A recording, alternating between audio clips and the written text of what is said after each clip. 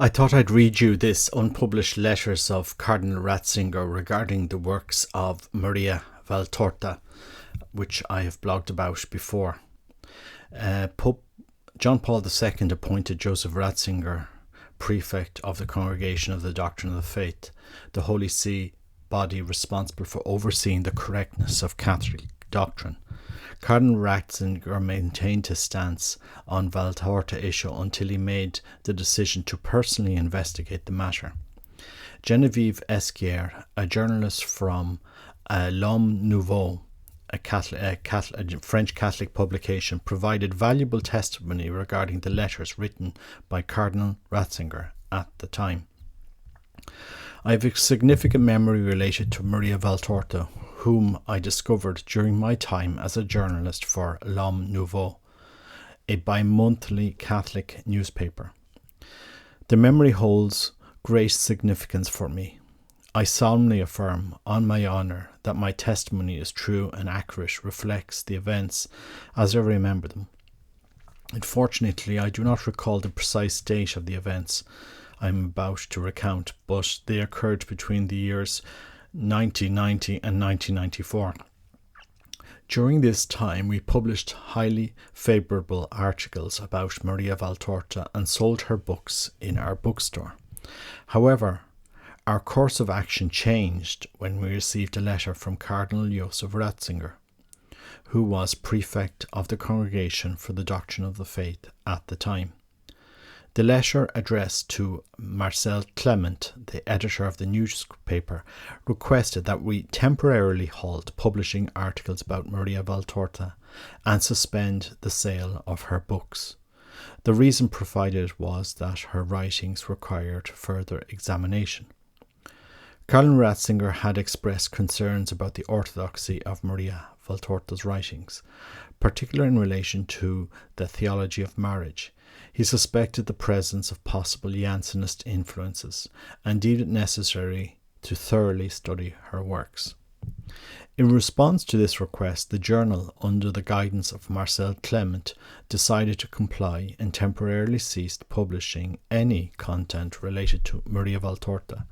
Additionally, the decision was made to discontinue the sale of her books for an indefinite period. It is worth noting that Cardinal Ratzinger, who was fluent in French, was a regular reader of our newspaper. Approximately 1 year later, Cardinal Ratzinger once again corresponded with Marcel Clement.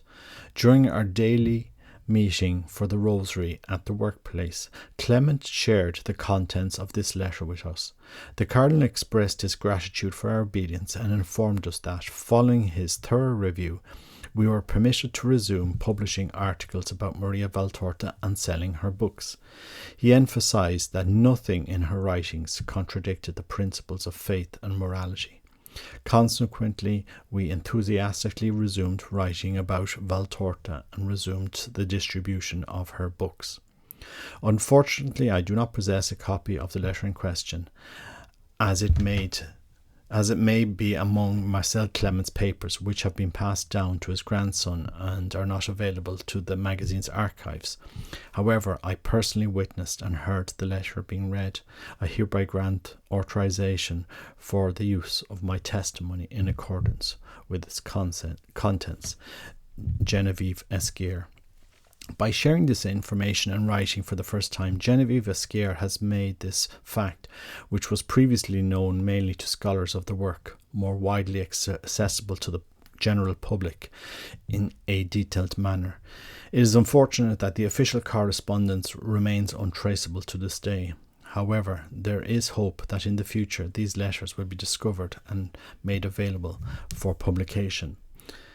It is interesting, and I'm adding this here personally, that there is a similar communication to, I think, Canadian bishops by Cardinal Ratzinger, saying that there is nothing in the works against faith and morals, but that the works of Valtorta were a fictionalized account of the life of Christ.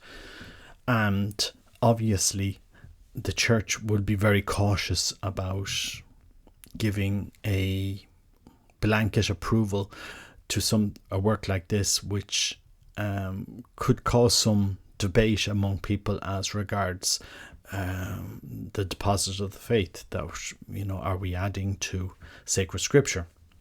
And so the most probably the Vatican would ever give is a statement like this, saying that there's nothing in the works against faith and morals.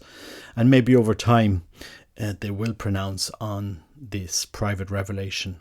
But from my point of view, and I've said this many times, the poem of the man God contains such a wealth of information, knowledge, places, times, geography, topography, moon cycles, etc., etc., that it's worthy that people study this to further understand, discern how this woman could have written it. And I firmly do believe it is divinely inspired. That's my personal opinion. But I've never seen anybody in the church make a pronouncement to say this work goes against the faith and morals of the church. I've yet to see that pronouncement come out. The book was placed on the index of forbidden books in the 1960s because of over-enthusiastic publishers who published it without Nicky Lobstadt. It was never placed there because it went against the faith and morals of the church. Otherwise, the Vatican would have said so, which it didn't. So you have various popes now that have investigated the work of Maria Valtorta, or read the work of Maria Valtorta, or supported certain authors who published about Maria Valtorta, as Pope Pius XII, Pope Pope Paul VI, who endorsed Father Gabriele Ruschini's book on the Virgin Mary and the writings of Maria Valtorta. And you also have Cardinal Ratzinger here, who obviously did an investigation to see, what is in these writings that is against the faith and morals of the church. And there is nothing there in the writings against the faith and morals of the church. So I do encourage people to read them. God bless you. Take care. Bye bye.